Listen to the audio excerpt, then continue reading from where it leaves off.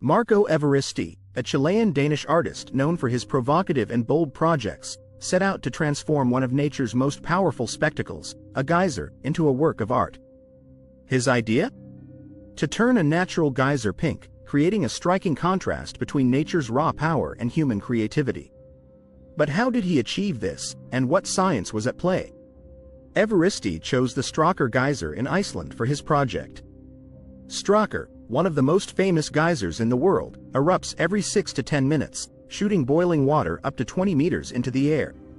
This regularity and accessibility made it the perfect canvas for Evaristti's vision. The key to Evaristti's project was the use of a natural, biodegradable red dye. The artist and his team carefully introduced this dye into the geyser's water source, coloring the water without causing harm to the environment. The result was spectacular. A geyser that erupted in a vibrant, shocking pink. But what exactly is a geyser, and how does it work? Geysers are rare geothermal phenomena, found in only a few places around the world.